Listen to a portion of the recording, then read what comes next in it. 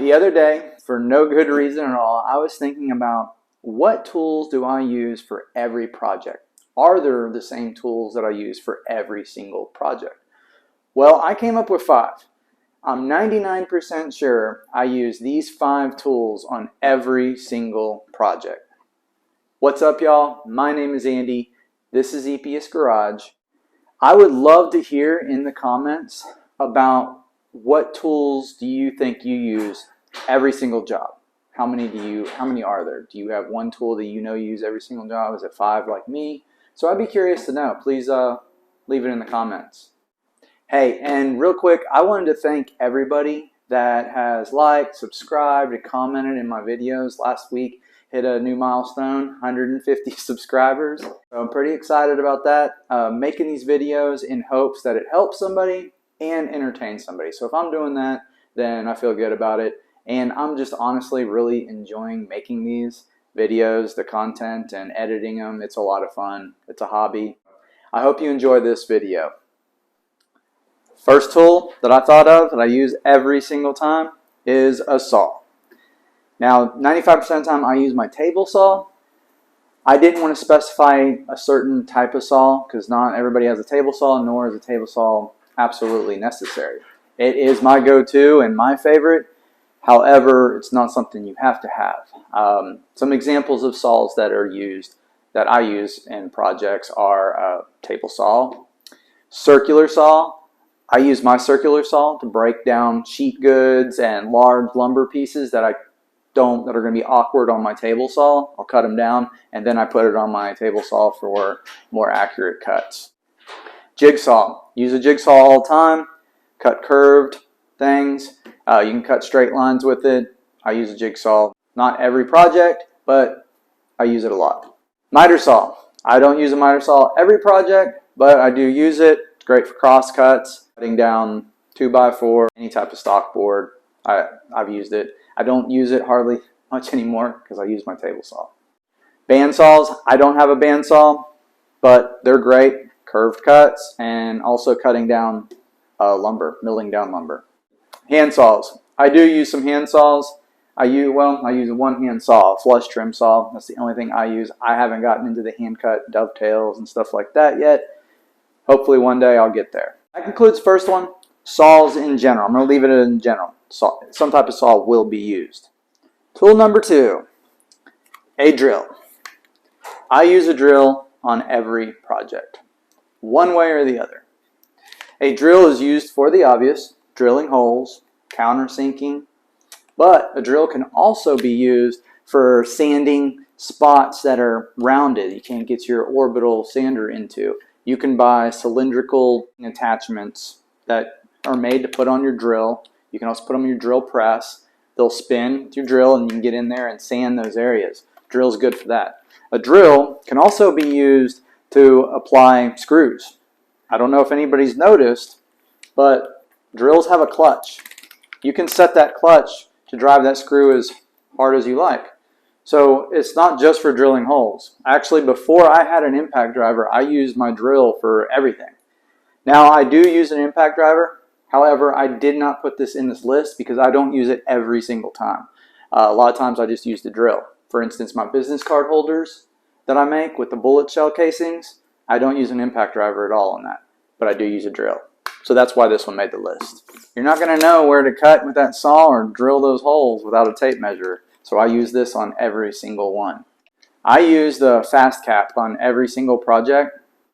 I love this tape measure because it reads left and right. It has dual lock.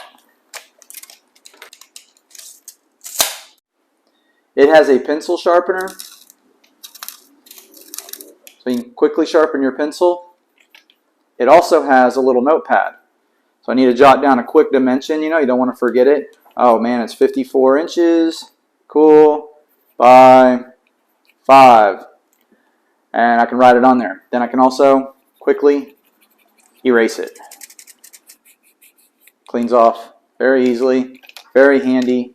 It's got an ergonomical rubber casing and it's pretty cheap on Amazon.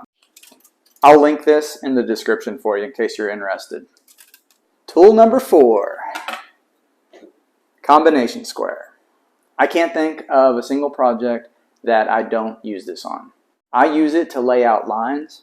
I use it to lay out drill holes, mark edges. I know I need a line 2 inches off the edge.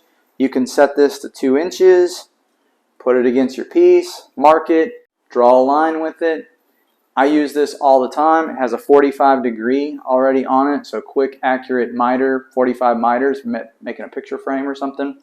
I even use the level. It's got a bubble and a level. Do use that. One thing to note on these combination squares is they are not always reliable. They are not all created equal. This is a Swanson. It's okay. They have some more high-end combination squares. I don't know how accurate they actually are. I don't own any of them. But a combination square is always going to have some type of movement in there. And when you tighten that up, I don't have any movement, but it's not always a guaranteed 90. If you're trying to get a very accurate 90 degree, like setting up your table saw, whatever it is, I highly suggest getting a machinist square. But for 99% of my projects, combination square. This gets me through what I need. Tool number 5.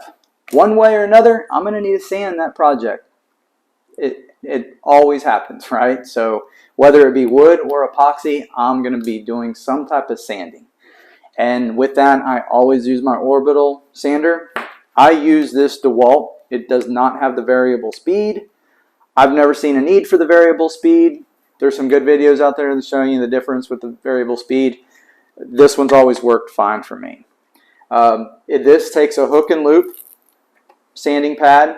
I use the Gator hook and loop sanding pads, and I also use the Harbor Freight Bauer sanding pads. I've found that those actually hold up a little better than the Gator, and I've had no issues with these sanding pads. So they're a little more inexpensive, which is always good when you're using consumables. So just a thought, you may want to give them a try. Other than that, you're going to need the sander. Oh, and this sander, I've had this sander now a long time. It's worked great. Not sponsored by DeWalt or anything, but I really do like this sander. So I have had to replace this once. The vibration eventually cuts through the fabric. But other than that, it's been a great sander. So number 5. These are the tools I use every project, no matter how big or how small. I think. I'm not sure if this video brings anything to the table other than maybe entertainment and filling some curiosity. Just setting there thinking, you know, are there tools I use every single time? This is what I came up with. Other than that, I mean, if you are just now getting started into, you know, doing stuff around the house, woodworking, these might be good tools to start off with. You purchase these 5 tools. However, granted, the saw is different. This circular saw right here, you're not going to be able to use to make rounded cuts. You need a jigsaw. So you do need a variety of saws. But for the most part, this would be a really good start. And one piece of advice, don't go buying tools that you think you're going to need. Wait until you have a project that comes up and you know you are going to need it. Trust me on this. I've done that before and it doesn't work out. Like, for instance, I wanted a drill press for a long time. However, I didn't actually purchase one until I had an order or a commission job that came up where it was going to be a lot of drilling holes and they needed to be precise. So I was like, hey, this is my time to get the drill press. And basically the money I made off that project I knew would pretty much pay or come close to paying for the drill press, or at least go towards part of it. I hope y'all liked the video. Y'all make sure you're staying safe and having fun when you're doing your projects. Andy out.